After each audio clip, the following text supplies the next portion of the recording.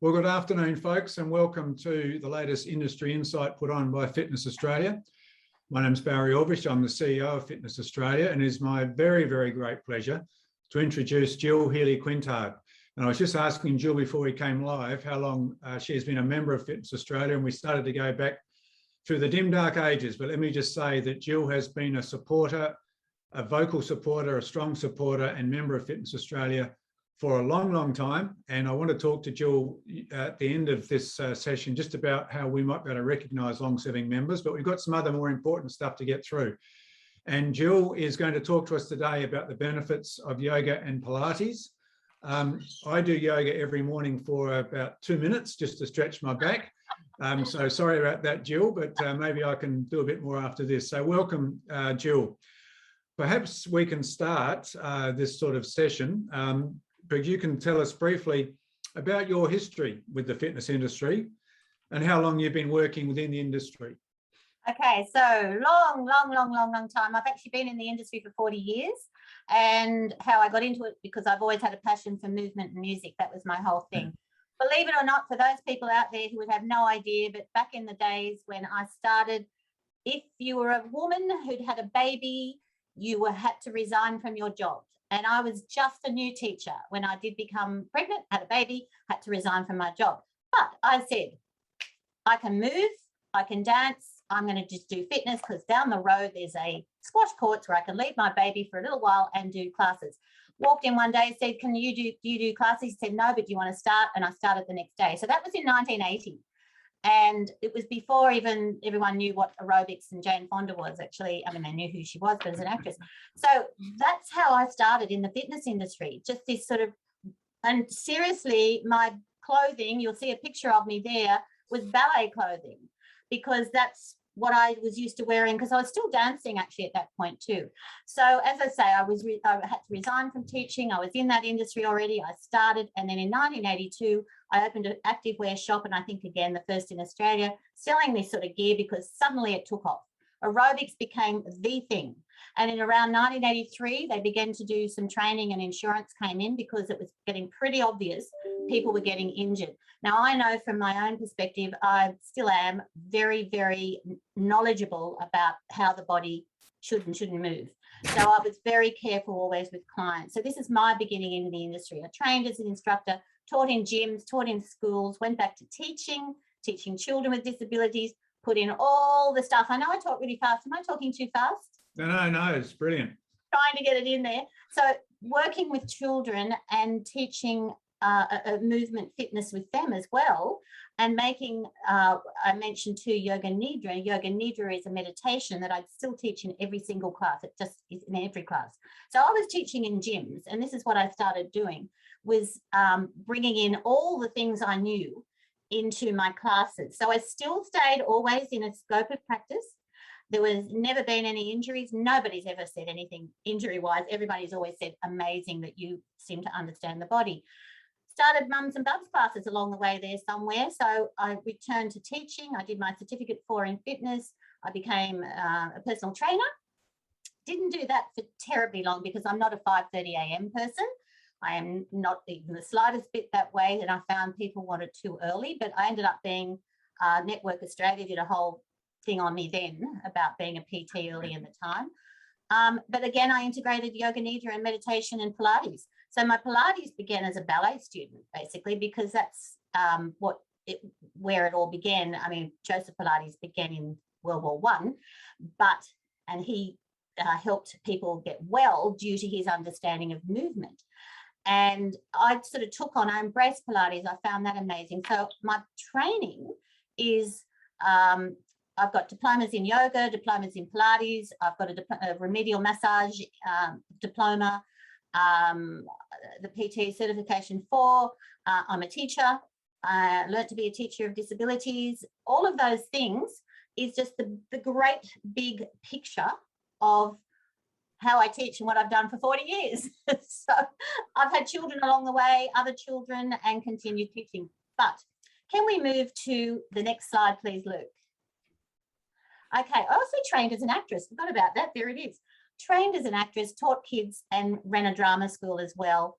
And so I danced with different things, choreographed fashion shows. And at one stage, I actually choreographed bodybuilders. Now, that was really interesting because I'd never worked with bodybuilders before, but they had to have choreography for they'd have 3 or 5 different poses they had to take. So I would do the music and choreograph them. 1985, that's me there on the left in the Australian Aerobic Championships, where I became a runner-up. I only did 2 of those and I thought, nah, that's not where I really want to be. So, but it was great fun. Became a principal of the Shepherd Centre in Chatswood as a teacher. Now, I know, Barrie, I think you're a teacher as well, so you know where I'm coming from on that level. All those children were preschool, so starting from babies through to 5 and then helping them get into school, into integrated situations, all children with disabilities, mainly deaf, but they all had other disabilities. The big thing I did with them too was movement and meditation, and I still have my pupils back from then who tell me that's something they've never forgotten and they still use, which is so nice to hear. It's amazing when you get that sort of feedback. Anyway, have we got any more questions? We have. And Jill, your resume must go in about 20 or 30 pages. I know, that was really hard to just sort of put all this little bit, and I'm sure I've missed a whole bunch of things, but yes, a lot of stuff. But look, my passion is so, I just adore working with people, and it's human movement and music, and it is my thing. It's my passion. It's never left me. So yes, it's a big one. Okay. Yeah, and your passion comes through very, very obviously in your body language and your speech and the rest of it. Thank you. Look, it's really interesting seeing the people saying hello on the chat room there, and just our thoughts to everybody, particularly those of us here in New South Wales who are in lockdown at the moment, have been for some time, but also Victoria and various other states. So thanks for joining in today. And just speaking about lockdown and so on, Jill, look, how have you been keeping your clients engaged during this really difficult time when it's easy to lose focus and drive? We all know that. It's very hard for us. Well, what have you been doing? Back to very exciting and joyful and uplifting, because I do all this thing called uplifting vibrations. Another slide. I'll need the next slide here as well. I think I have Luke. Thank you. No. Gone too far. Oh, I've still got stuff in there that I didn't put in. Oh, okay. I'll tell you what I've done though. Right now, I'll quickly jump back in 2019 when we were last allowed to travel, basically. My husband's French, and I've also taught in France, and we actually have a little house there. And we were in France, and I was then, before it even happened, Zooming back to my clients in Australia. So I was already doing that. Then when the first week of lockdown happened in 2020, we just went, we just pivot and do that again. And I have been doing it ever since. And even last night, in fact, I told Simon last night, he's one of my very regular clients. I said to Simon, I'm going to mention you today in this talk. Now, Simon, as a male, obviously, he yelled out at the end of the class last night, this is a Zoom class, "Awesome, Jill, it's always awesome." And I said, Simon, I'm going to mention you in a talk today. Now, Simon's a guy who injured his shoulder, had to have a reconstruction surgery, buffy guy, played football, blah, blah, blah. His wife persuaded him to do classes with her, which were my fusion of yoga and Pilates, which is what I do, and the meditation. But I also do another thing called body bar, which is my bar class, which again, I started back in the 90s, but he started coming reluctantly to start with. And then he decided, I need to do more of this. I'm actually feeling good. Now, this is now probably 4 years. And he said he has never felt as good as he feels now. And thank God for Zoom, because I'm there. He's 3 times a week now. He's doing my Zoom classes. I've threatened to get a tutu for him, a little ballet tutu, because he loves doing the bar as well. So he's really strong. And he said to me, the biggest thing of all, he comes from Newcastle. He's got all his mates in Newcastle. The last time he saw his mates, they all said, "Oh my God, Simon, what have you been doing? You look incredible." And he said, believe it or not, I do stuff on a bar, and it's not a drinking bar. It's a bar and yoga Pilates fusion 3 times a week.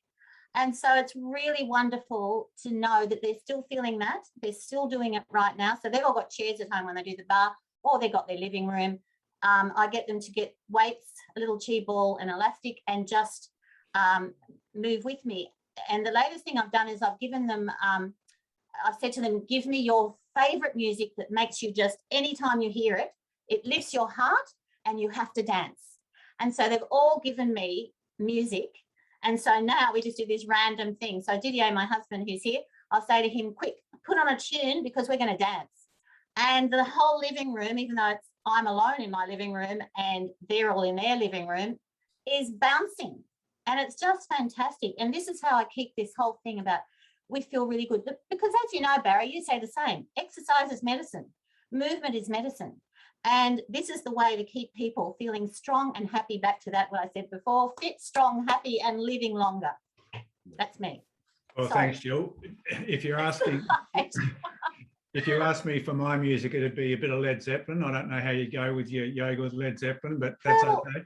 Barry, what I do, it's not just yoga I do a fusion. So I have cardio, I even have HIIT in my class actually.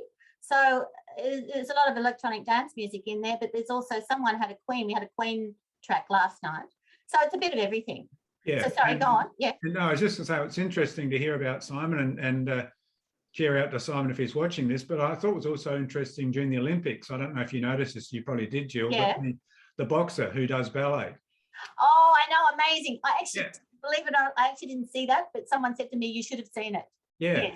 Just fantastic. Just breaking down those gender barriers that people set up. Rather silly. Absolutely. So, Jill, you know, yoga's broad, and you've just been covering some of that to some degree, but it covers power yoga, restorative yoga, vinyasa yoga, and so many more. What are the key differences between these yoga categories? Oh, there's basically, sorry, next slide, Luke. Okay. All right. So there's a whole lot of different ones. People are often mistaken that yoga means that you stand in a pose. I don't know if you know any of this, but it comes from, so I did a yoga diploma, and then what I discovered was during that time that there is only one reference to asana. Asana is actually the physical movement. The rest is all spiritual. There's 195 sutras, and a sutra is the art and science of yoga. And Patanjali, which is going way back 400 AD, put a book together, which is basically the Bible of yoga. And all these other styles have sort of evolved, as in the movement styles, but the real yoga is actually all to do with the whole body and mind being completely one and spiritual sense. And really the whole idea is to reach this highest level spiritually. But the styles, as you say, there's Ashtanga, Vinyasa, Iyengar, Kundalini, Yin. Ashtanga is a very strong yoga. I've got to add, the reason that I do Yoga Pilates Fusion is because I get a lot of people coming to me who are injured from doing a lot of fast yoga or holding poses too long. So I'm not sure what style you do, but there's a lot of yogas. Vinyasa, Iyengar is very good. In fact, Iyengar is probably the closest to what I would say Pilates is as well. Kundalini, which is working through the whole system from the base chakra to your crown, which is another thing. I would have a whole thing on that because I'm very into balanced chakras. Yin is beautiful, gentle. If you know, yin is female and yang is male. It's a very, yin is a beautiful, gentle yoga, and there's more and more. There's power yoga, hot yoga, restorative yoga. It just sort of goes on and on. Can I just add quickly that I tore my labrum in a hot yoga class being pushed too far and had to have, it was the biggest depression of my life, but I ended up having to have a hip replacement. And I've had two now. And I don't recommend people pushing themselves to the point that their flexibility is taken beyond where it should be. And that's something that happens in the modern world of yoga. But all the sutras involve breath, concentration of mind and meditation. So does that answer? Well, it does. The only sutra I know, of course, is the famous Indian sutra, the Kama Sutra, and I'm not quite sure where that fits in there, but I'm sure it does. That's a topic for another day. You know what? That didn't even click with me. Now I've got a book. I've got the book. I'm going to have to look it up. I've got the book. Well, we might do an R-rated or X-rated webinar later on in one night, Jill. Okay, cool. Like that one. Okay. If you have any questions, can you put them in the Q&A box down the bottom there, and we'll get to those at the end of this. But just as you've been going through the different, I guess, not modalities, but styles of yoga, so is Pilates, as I understand it. So Pilates covers classical, reformer, mat, and so on. What are the key differences? And you've sort of touched on that a little bit, but perhaps you can expand on that a bit as well, Jill. Well, I suppose when people think about classic Pilates, they would think it is totally physical, which it is. What I love about Pilates is the fact that it integrates mind and body as well. It works on breath, but it's very focused on correct alignment and correct posture. People think it's only just core, but it's not just core. Now, I've got pictures in all these slides. This is one of my clients here on a reformer. If you don't know what a reformer is, it's one of those pieces of equipment that will, if you don't do the exercise right, it will help you. You'll realize that one side of your body is not working. So you cannot cheat on this machine. So this is one of the things that is not involved in yoga whatsoever is this, the reformer. There's all different types of Pilates that have come up over the years as well. And I've got references on some of these things saying which one. So I actually trained initially with Alan Menenzies. That's one person in Sydney. I'm not even sure if he's still there. But in the early 2000s, Network Australia brought out Michael King from England. So I did his course. But I've got to say now, when I say to people about courses, a week course, so it's 1 week. Which you think to yourself, how could you possibly learn everything in 1 week? You can't. So I did his course, and then I went on and did a full diploma with Stott Pilates. So there's all these different ones. There's Stott, there's Pilates, there's Michael King, there's International Pilates. So it's quite different in yoga, but it works really beautifully because it works on the control of mind and body. But it really requires a strong anatomy and physiology understanding, which is why physiotherapists are all trained in Pilates as well. I don't know if you know that, but clinical Pilates. The order of exercises changes the style of it though. So I definitely have my style, and I've written a book about it and had it published, and I have my 10 principles as well, which I was going to say, I've got that, if people want, I'm going to do a giveaway at some point of my book. There's my book. But I've got my 10 principles in there, which I've devised over 35 years, because that's when I first started really being aware of more Pilates, but that actually to bring the body into total balance. That's my whole thing. Now, have I gone more than what you even asked me, I think? That's okay. A question just popped up, which I think is appropriate at this stage, Jill, and that is what styles of Pilates and or yoga would you recommend for the different age demographics? Very interesting, because I think that I wouldn't put, so you wouldn't put, see, I teach in schools as well, so they're all different age groups. So I teach in schools and I teach through to people in their 80s, okay? I think any of them are okay as long as you have an incredible understanding of conditions. You must understand conditions of people. You must know when you see a body, what that body may or may not be able to do. You need to have a very strong understanding of anatomy and physiology. So different types of yoga for different demographics. So I think it's really, I think people should try and see how they go. But I also think you have to have a really good instructor who knows what they're talking about as well. Possibly if you're thinking, you know, that children are amazing. I mean, they're incredibly flexible, as we know, but they shouldn't be over pushed. They shouldn't be stretched to the point that they actually damage their bodies, because sometimes that's what happens. So for kids, you had her on, Lorraine, who I know, Rushton, doing the most amazing kids yoga. So demographics there, that one. So she does her Zen yoga. Moving through age groups. So I work with teenagers as well. And I tell you what I do with teenagers is yoga, back to yoga nidra. And one of the things that happen, I actually teach the teachers how to teach the children this as well.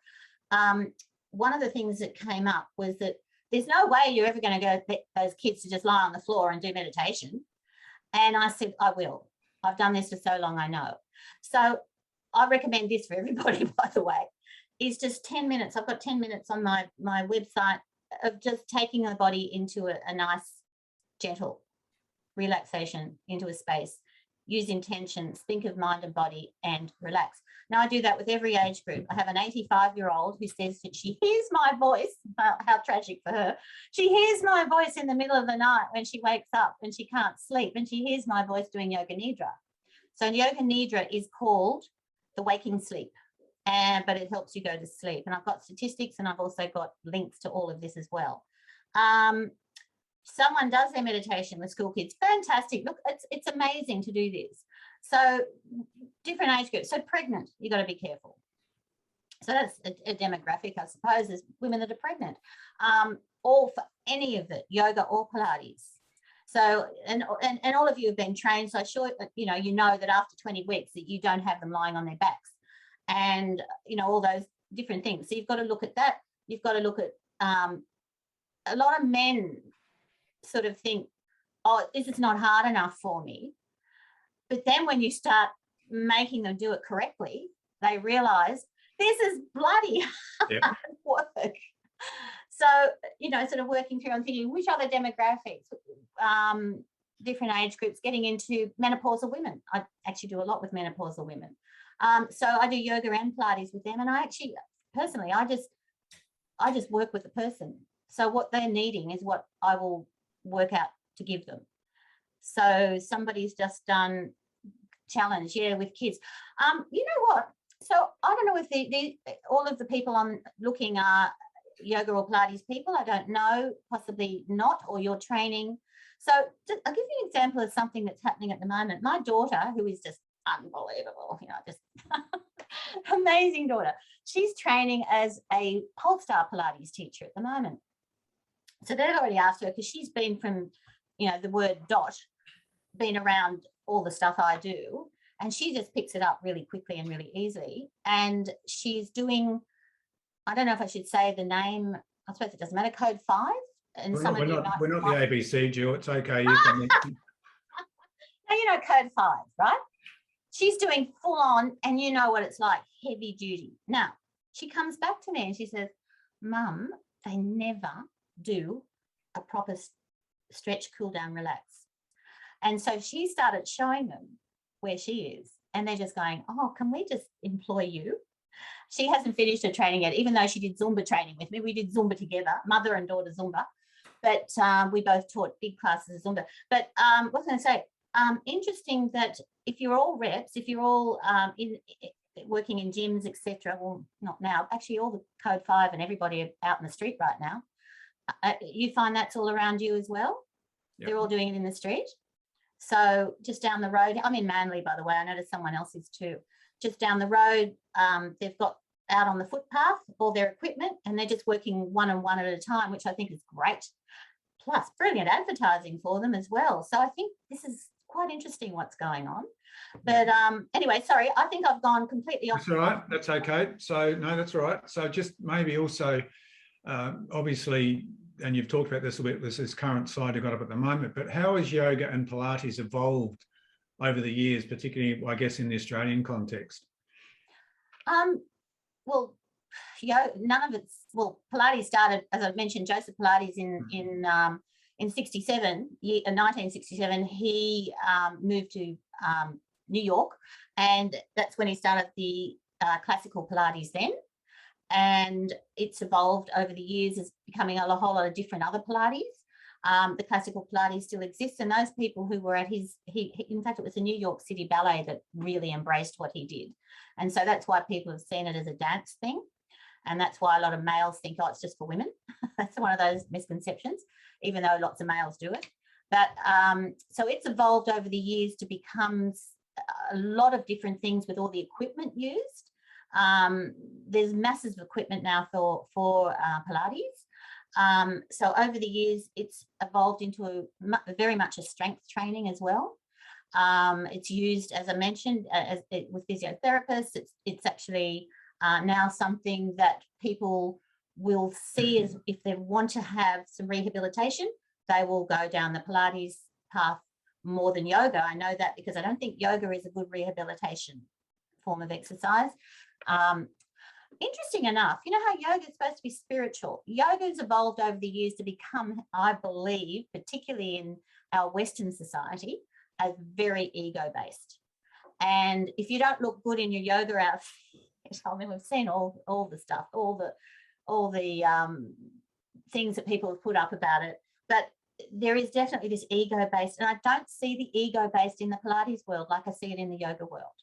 So over the years, yoga has become the trend. It's become the thing. This is why I fuse them together, because I don't think either one, I think that you can bring them together and make them work beautifully. That's what I do. And the yoga nidra relaxation. Yeah, well, at the risk, I guess, at the risk of provoking some outrage by some of our viewers here, a lot of people would see yoga as almost an alternative or a, dare I say it, a Byron Bay type activity as well. Well, I know, it's very interesting that, because it's become that. It isn't. If you go to India, which I have, by the way, I forgot to add that I won an award in India as an Iconic Woman of the Century award in 2017. But when I was in India, and I've been twice now, you don't have women teaching yoga. You know how here it is just, you just see lots and lots of women. I mean, there's been so many jokes about it all, but lots and lots of women teaching yoga. When you go to India, some of the Western groups that have come over are teaching yoga in India, but it is so not a Byron Bay thing. It's actually because it's to do with so much more, the mind. And what's come out, which is pretty sad in a way. It's like, oh, how cool are you? What are you wearing? Oh, I don't know if you've seen the one where the guy comes in pretending to be Gandhi. It's quite funny actually, and gets kicked out because he isn't dressed correctly. Yeah, it has become that. So, which is a bit sad, but it's not, you go, that's why you have to choose wisely what yoga you're going to do. Yeah. Well, apologies to Kim. I've just outraged Kim apparently, but I'm hoping you're lolling and laughing about that. Jill, you've talked a couple of times now about this fusion. Now, I know about cuisine fusion and that sort of gear, but what's this yoga and Pilates fusion, and what do you serve it up on? Goodness, I've been doing that for so long now, it's just normal. What it's about is do I need the next slide for that? No, I don't know if I do actually. Oh no, it's all right. Misconceptions, no, I'm doing that. What I see, and I have to just print it out because I'm just trying to see what slide would be a good one to be on for the moment. Oh, here. So the one that says, what is a fusion of yoga and Pilates? Oh, it's there. There. Sorry. Luke's ahead of us. Okay. All right. So my experience, okay, as a teacher of both yoga and Pilates, you can all read this, it's there, for almost 40 years, it's proven to me and my thousands of clients that fusing the aspects of yoga that are focused on breath, mind, body awareness and balance with the aspect of Pilates that's focused on building muscular strength, postural strength and alignment is a powerful formula for maximizing results. And that's actually what I wrote. And that's how I see it. The fusion of it is the best thing ever. I mean, there is other people doing this, but mine's the only one I know is actually called this that I've registered. Others have got Yoga Lattes, which is another one, a similar sort of thing, who's found that by incorporating it all, it can give you a whole lot of different variety. I bring in hand weights and do cardio and health, and I've seen it. In fact, when I see the PTs out on the road doing their stuff, or on the street or in the park at the beach and all that, I can actually see they're using these techniques. I'm not even sure if they know. So, but the fusion of these to me gives the absolute ability to the body to work at its best. It is scientifically proven that both Pilates and yoga do help the body to go through the stages of a mind-body balance.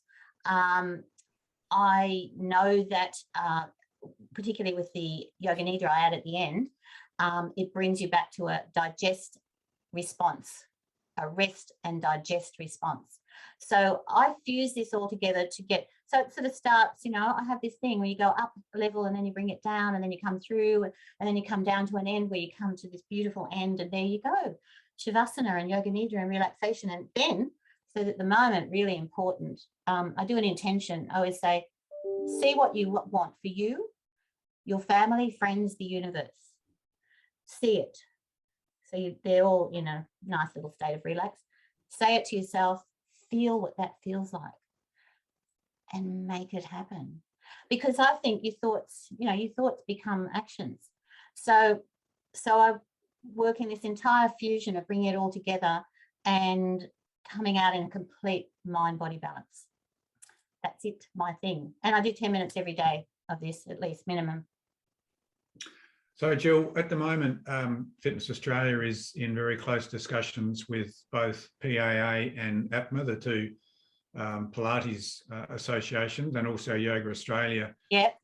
About working much more closely together and where that might lead. And that's I think it's fabulous. Yeah, that's come about because we've been advocating on their behalf during the lockdowns and so on. I've noticed because I'm a member of Yoga Australia. Yeah. Good. So one of the things that I asked, because the next question I have for you actually relates a little bit to that, and that is, why do you encourage exercise professionals to incorporate yoga and Pilates into their regimes? And it's interesting that about 900 of our AusREP members indicate on their registration that they are either involved in Pilates and or yoga as well. So clearly there's an interest there, but why do you particularly encourage exercise?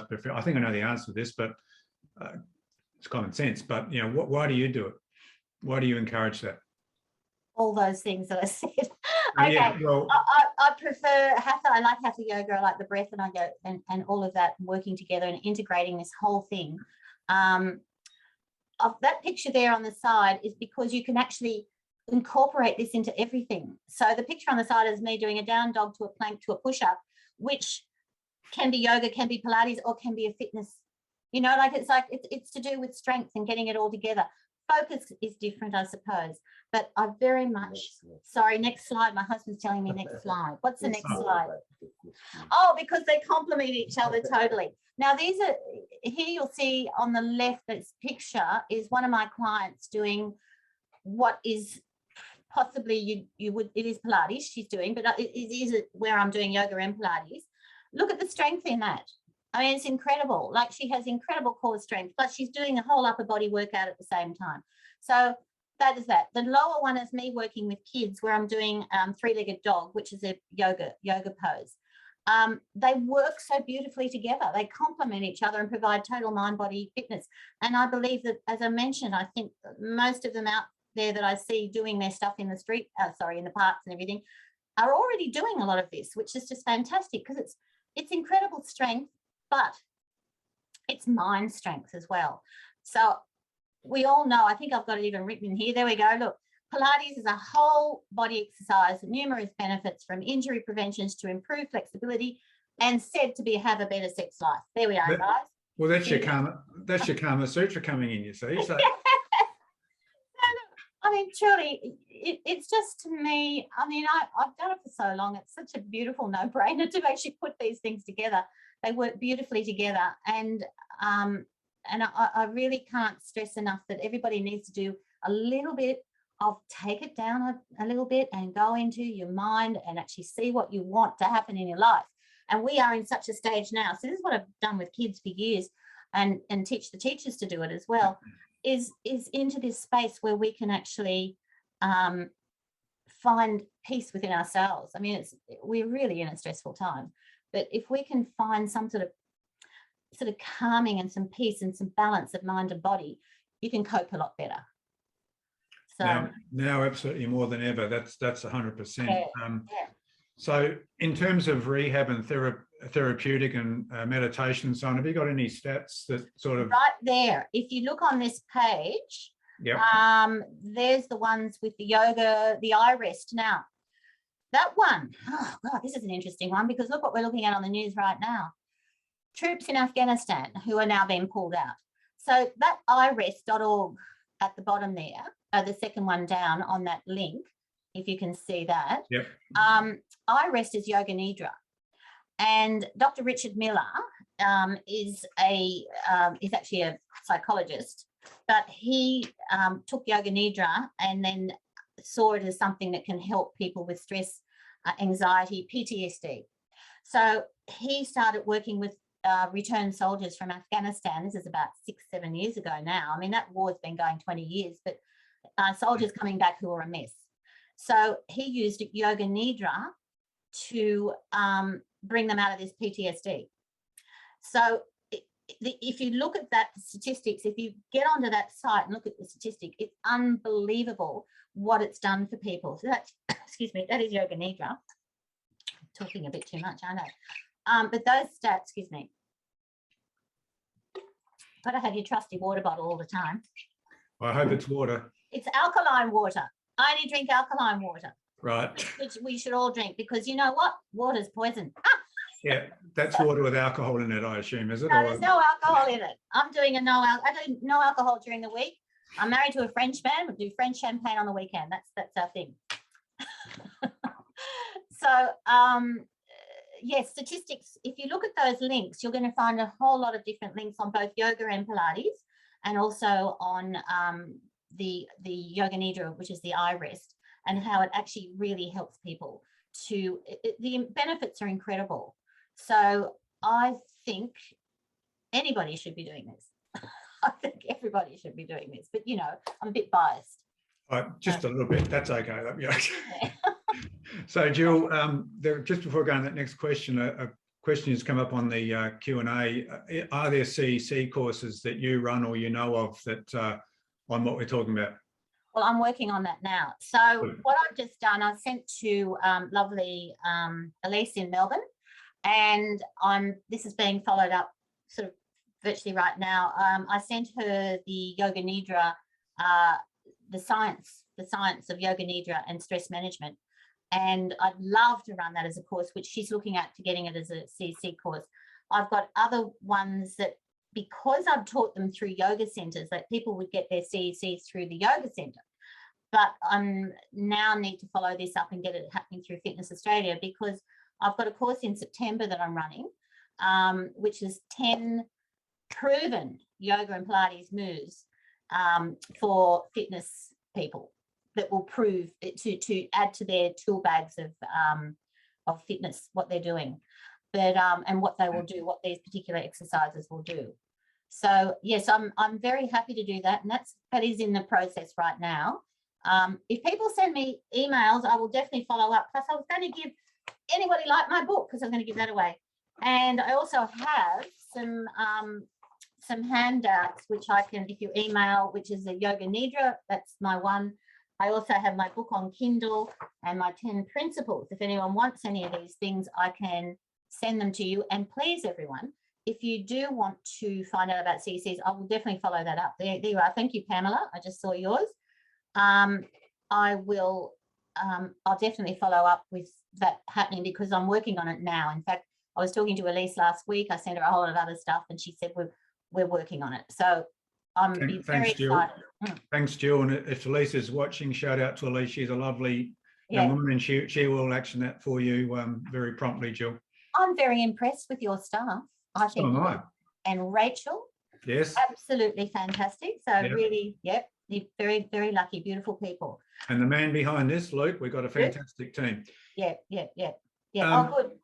One of the things that in our discussions with Yoga and Pilates associations has been to try and get understanding of how they are qualified or standards and etc. Because as I'll talk a little bit towards the end of this webinar, we're about to launch some new membership categories for those modalities. But what are the requirements for becoming a registered yoga teacher instructor, Jill? Right, okay, because there's a lot of different. Next slide, actually, and I've got, I think, on the bottom of that slide. Luke, are you there? Yeah, thanks, Luke. Yoga certification, if you go on the yogaaustralia.org, you'll actually find out what you need to do in order to be do your yoga training.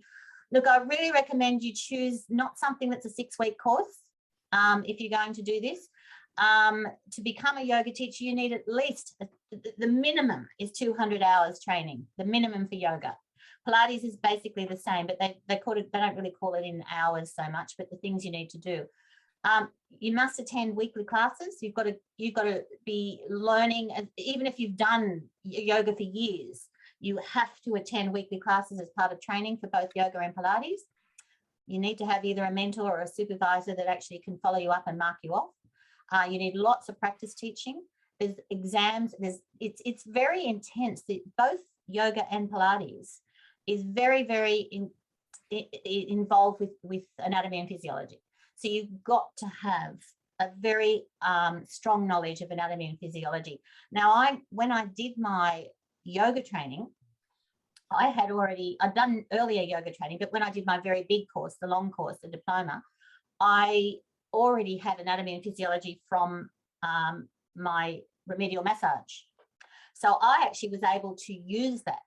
So all of you reps out there that have got other things, and that's the other thing. I think all of you have other things, and this is where your passion lies, with those other things, that you love something and you incorporate it into what you're doing. So back to exams, you have to written exams, practical exams. Yoga, you normally have to attend a week or a weekend long retreat, which is really quite amazing as well. You have to do the ongoing credits, the same as anybody. So every year you have to keep going. You must have your senior first aid. You must have your insurance. So all of that is the same as when you do your fitness certifications as well. So I've got there the Pilates certifications, the yoga certifications. And as I mentioned, I don't recommend doing one of those short, because you see them all the time. Anyone scrolling through, you know, Facebook, be a yoga instructor in 1 week. Yeah, sure. You know, all this sort of stuff. You know, to me, that's really sad. And that's when injuries occur. As we know, you need to have somebody who trains, does it all properly, correctly, in order to be your teacher. So, and I recommend Stott and Polestar here in Australia. Polestar's just down the road in Brookvale. Anybody who's in Sydney, I mean, I say down the road, but in Brookvale. And Stott at the moment are doing a lot of online. They're from Canada. Both of them very, very good. And I'm sure there's others out there, but these are the ones I know and recommend. So, and of course, go on Yoga Australia and they'll be able to tell you all the yoga. So there's lots of courses out there. But again, you must have one that's been certified and recommended by Yoga Australia. Thanks, Jill. And for any yogis or Pilates teachers that are out there that are working in Fitness Australia, gyms or venues or facilities, we actually recognise the membership of those of Yoga Australia, PAA and APMA. Right. And you will get free membership of Fitness Australia, so that you can actually comply with our requirement that our business members have their exercise professionals registered with us as well. So you don't have to pay twice. You get that. Oh, see, I've been doing that for years. No, it's only new, Jill. And I know, but I have for years. Yeah, well, that's double insurance and yeah. Yeah. So just that's for information of those people that could be in that sort of situation. Yeah. I think you've covered off what you need to do to be a Pilates teacher. That's in both of those. Yeah. Okay. Can I just say, which I found was brilliant. So I mentioned my daughter is doing Polestar Pilates training at the moment, and last year, the last time they had face-to-face, they're doing it all online now.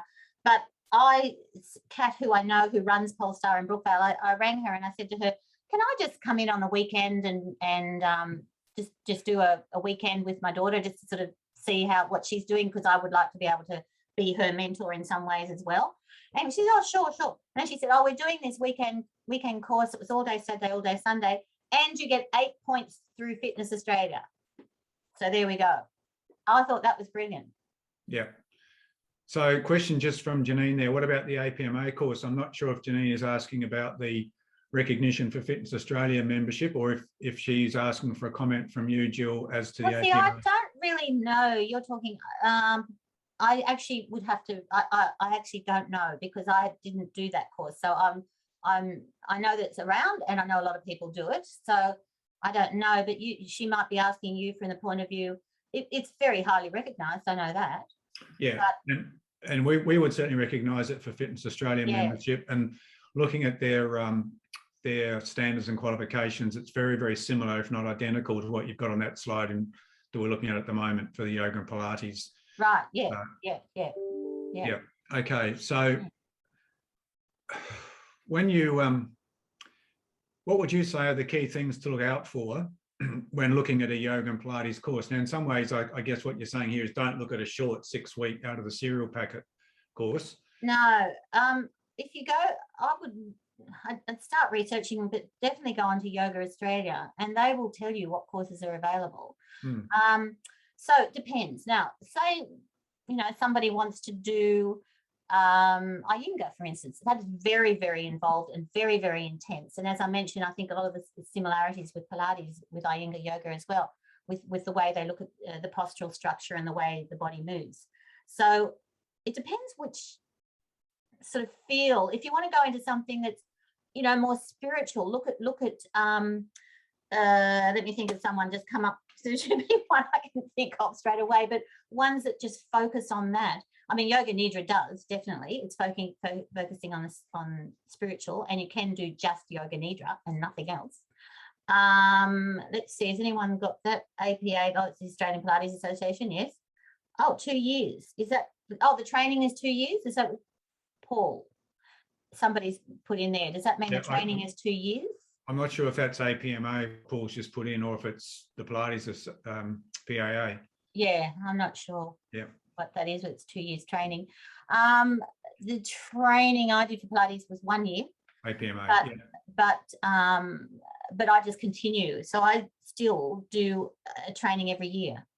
So every year to get you, upgrade again, and to get your certification, get your registration, all of those things.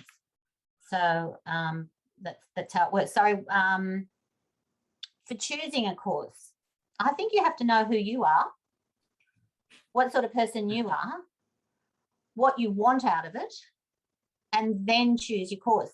So if you start looking and you go, no, that doesn't sound like me, then don't do it. Find something that just suits you. I mean, that's what it's all about. It's like, I mean, I always talk about take it into your heart and see how it feels. And if it's not sitting with you, then I wouldn't do it. But I don't think I would possibly recommend one over the other, because everybody's different as well, what they'd be looking for. Yeah, Jill, when I talk to personal trainers, I'm thinking about getting one in the past, I'm getting one for myself in previous situations. The thing I want to know is what they want to know about me in terms of working with me and that sort of gear. If you were Joe or Jill Public, what advice would you give in sort of identifying a suitable, appropriate yogi or Pilates teacher to work with? What criteria would you put in place as a consumer? Oh, as a consumer? Oh, for me, it would have to be someone who loves music and movement, who just and likes joy in life. I mean, I have this whole thing about being uplifted and lifting vibrations and joy in life. So for me, I would have to have somebody who also has that, which is interesting because you attract that anyhow.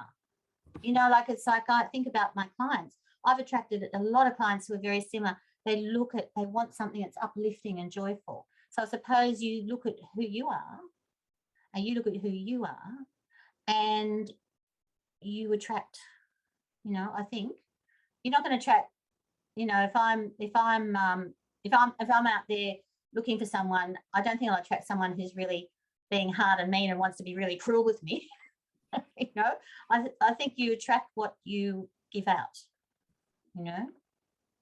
Does that answer it all? Well, yeah, it does. I mean, it's almost the yin and yang as well. I think you want someone that's going to be, you've talked already about the importance of the balance and the harmony and that sort of gear. And I think you need someone I would have thought, someone who's going to give you the whole in a way. Someone who's going to what? Give you the whole, so can balance what you're looking for and provide that, the yin and the yang sort of side of it to some degree.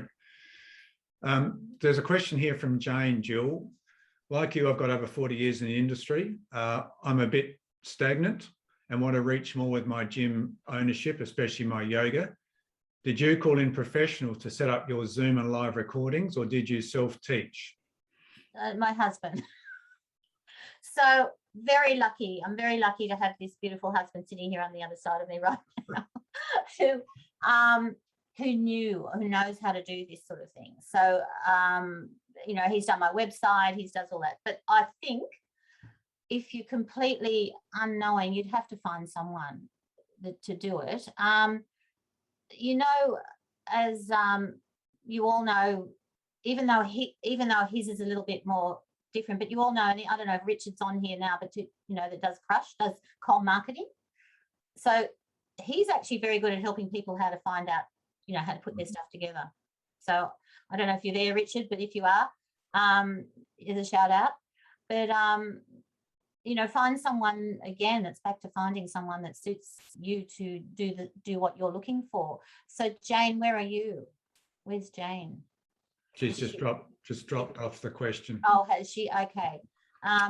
So Queensland. Sorry, Jill. Oh, okay. I do know people in Queensland that do this sort of thing as well. Well, Richard from Com's actually up in Queensland now. He's I relocated know up there. he moved, so maybe she should contact Richard. Yeah. So, and Richard's details can be got through, I'm pretty sure, our business toolbox on our website. If not, we can get that across to you, Jane.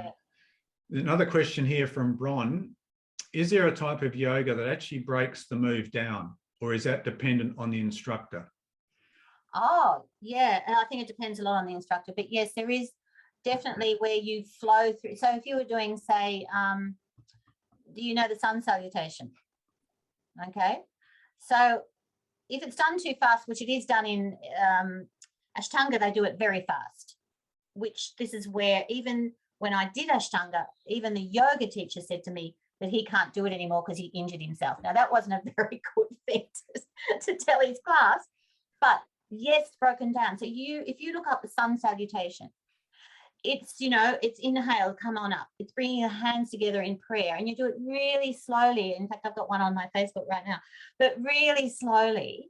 And you break it down that those moves are done in that sort of flow pattern, absolutely broken down. So that would be, I'd say you'd be needing to do something like a yin yoga where you break it down. Iyengar definitely break down their movements. And again, find a teacher that maybe does it that way too. And that's what you need to put out there. If you want a teacher who actually does it how you're wanting, you need to let people know that's what you're looking for. Thanks, Jill. So just also for the benefit of people that may be viewing this webinar, next month, Fitness Australia. There we are. Sorry, someone said that. Yep. Next month, Fitness Australia will no longer be Fitness Australia. It will be called another name, something I can't share publicly yet because we're still going through the legalities of it. Oh, okay, yeah. And part of the reason for that is to be able to become more inclusive of other exercise and physical activity modalities, including specifically Pilates and yoga. We'll be launching new membership categories for studios, but also Pilates teachers and yogis to be able to become members of what the new name of the organisation is. Yeah. So please look out for that. Also, Jill, completely off cue. Now, you've been a member of Fitness Australia for, well, at least 10 years? Much more. Yeah. I remember I was living in France in 1998, and my re-registration came up then, and I had to do it from France. I remember doing that. So I would have been a member before then. I would have been. Okay. So let's say at least 20 years then, because I think I've seen a comment on LinkedIn that you made to someone else at one stage a little while ago about, how should Fitness Australia or the new organisation recognise people with that degree of commitment and membership? Yeah. So tell me. Oh, well, back again in the day, I've been a runner-up, a second and a runner-up three times in what used to be called Network. I don't know if Network's still around. Is it still around? I don't know. Yeah. They used to have long time achievement awards. So, whether you want to, I think I may have even mentioned that on a LinkedIn post, in fact, that there are a lot of people who've been out there and probably hidden away in so many ways. I mean, it's, when I think about 40 years, that's a long time for me. And there's someone else's, Jane, wasn't it? Or someone was 40 years as well. There's a lot of people out there that are still there, which is just incredible. It just shows you what this industry is. These people are passionate because loving movement, loving working with people, the whole thing. It's all, you've got to be gregarious. You can't do it if you're not. Yeah. But I think a recognition would be very, very nice for people of some kind. If you called it long time, long term, long or something of different levels, because you've got your 10, your 15s, your 20, your 30, sort of different. What about if I said to you that after a number of years, and I haven't actually got this decided yet, you actually had honorary life membership? Oh yeah, well that's like the NRMA. I've got that. Yeah, but you're not driving a car for us. No, I know, but it's really, it's like, that's a nice recognition. That is a lovely recognition. Yeah. In fact, that's quite beautiful that would happen, which means it will be encouraging more people to stay there. Yeah. Okay, so let's just make an executive decision here and give Jill Healy Quintard honorary life membership of Fitness Australia. And I'll formalise that when I work out a policy for it later on. Okay. There's Judy, somebody is on there as well saying she's been an instructor for 40 years as well. Yeah, I'm talking about, well, if she's been a member of Fitness Australia, we can do Oh, a yes. No. Yeah. Okay, look, that is so lovely. Thank you, Barrie. Yeah. Yeah, and also a question just came up when we change our name. Does existing Fitness Australia membership still count? Well, yes, it does. In fact, it just rolls over to the new organisation. And what we're still deciding at the moment is whether we keep our name of Fitness Australia and have a different trading name, or we actually change the name constitutionally, and that's something for the board to decide. It's quite interesting. I went to that talk, one of yours recently as well, remember at Ride, I think it was, about the changing of Fitness Australia. Fitness Australia, to me, this is how I feel, and I think a lot of people do, it has respect. And a lot of people see it as something, I know people talked about the fact that fitness shouldn't just be it, but to me, this is this incredible big organisation where it means that we are actually have got you. We understand that this is the very important part of who we are, who Australia is, and who Australians need to be. So dropping it completely might be a little bit, you know, then it becomes something else and people go, oh, who are they? Yeah, and that's part of the discussion about whether we keep our name and keep our legal name and look at a trading name as different. But the whole idea really is to make us more inclusive. But the prime strategy, or the prime, I guess, rationale is to get us under health in terms of departmental government. Oh, yes, to have it more as we say, was it exercise is medicine? Yeah. So have it part of, yes, of allied health. Yeah, away from sport, where we currently sit with every government, and under health, where we should be. Yeah. Because there's a whole lot of benefits, but also means more people in the community are going to get interested. Anyway, we are digressing. Jill, I've really enjoyed speaking to you today, and I love your personality, your enthusiasm, your commitment, your energy. I have one other question. Whereabouts in France is your house? It's actually, Didier is sitting here. He's actually from Paris born, but we went to Paris looking for somewhere, this is years ago, with our baby at the time, thinking we wanted to buy something there.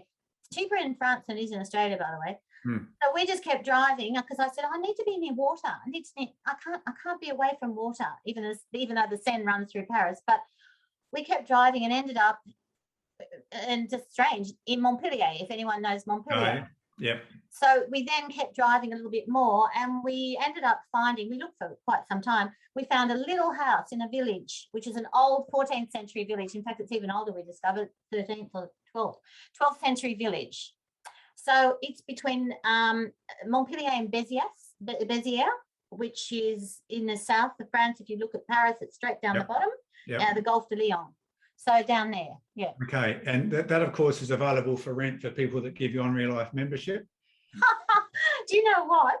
Didier is smiling here. He's going, yeah, we haven't rented it. We just rented it because it's just too hard. But we haven't been there since 2019, but some friends were stuck in France at Christmas, actually. And we just said, look, our house is there, just go. So we were very happy to have someone actually just be in the house, you know. So, yeah, look, I'm happy to let people know stuff like that, but when are we going to be traveling again? Oh, yeah. Okay, Jill, a question's just come up. Something held me back from doing a yoga course is I don't consider myself to be a very flexible person. Well, I put myself in that as well. Yeah. I lack the confidence in believing I could ever become flexible enough to professionally instruct yoga. What advice or reassurance do you have for someone like me? Look, that's a really important question. It is. People think that is all it is something to make you flexible. But if you slowly move, and I don't know, you're a male. Most I males hope so. But most males are not as flexible as females. It's unusual to have very flexible males, but there are plenty around. But the thing is, if you begin to move your body on breath, that is when the oxygen flowing through the blood and muscles, right? and you start to learn how to really use your breath to make a move. You know, when you think of the flow, if you think of the way you lengthen and just stretch out, and you start the fascia, moving the fascia. When you start doing that and you're in a yoga training passion, someone says passion, good, there's another passion person there. When you're in that sort of flow of working through your breath, working at seeing these particular muscles moving, which is what you need to do, you start to become flexible in a different way. So flexibility of the brain as well, because your brain might be saying, I can never do this. But once you start going, breathe and start to move and feel that lovely lengthening, which is back to Simon again. He's the man, my client Simon, he could not move. Should see him now. He believed he couldn't move, and he was a footballer. So a lot of footballers are like that anyhow. But I actually believe that you saying you're not flexible enough to do it, once you start training and feeling it and letting it move in your body, so it's all about what's going on all the way, mind and body. That's what it's about. So. Okay. And I think on that lovely note, I'd like to say again, thank you, Jill. I've really, really appreciated the time to be able to speak with you today. And in times of, let's be honest here, a bit of shithouse times as we're all in lockdown, etc. Yeah, It's nice to have someone on board and talking and sharing passion and wisdom and experience and really joy. And I really, you know, good. Thank you. For me, this has been a great hour out of my day. So, oh, lovely, Barry. That is so nice. This has been amazing for me. I'm like, I'll cry. Don't cry. Please don't cry. It's just bringing up, it's just beautiful. So thank you. And all those people on there, which I haven't really, has anyone asked any questions? I mean, you did, Barry, thank you, but I actually hardly had a look, but someone on there just now said, yoga is not just poses. Totally, it's not. So it's the whole thing. It's about moving, as I'm talking about, and flowing through and breath and inner and outer at the same time. But yeah. All right. So I hope you enjoy your glass of champagne on the weekend with Didier. Yeah. What do you drink? What do you like? I'm happy to drink a champagne if it's French, but normally it's red wine. Normally I have a nice Shiraz. But okay. Thanks very much, Jill. Thanks for all those who've been tuning in and your comments in the chat room. Really appreciate your support and your interest in this. It's fantastic. So thanks again, Jill. Lots of really nice comments coming in. Sorry, I've got my, what was that? No, you'll get all the emails. Oh, right, thank you. Do I get all those emails, by the way? Merci. Oh, okay. Oh, then who's that? Judy, you speak French. Je suis un CEO. That's all I know. No, that's nice. All right. But, yes, thank you. I'll get all those email addresses. Yeah, we'll get things across to you. So the first person, I'm going to do a random, I'm going to give a book away. If anyone wants a book, just tell me. If you do, say, yes, I want a book, and I'll give one. If you're interested in the... I think they'd all want one, Jill. Okay, all right. Well, and Jill, yes, I'll pass off the I'll pass all the email addresses over to you. Okay, thanks. You'll get everyone's contact details. All right. Okay.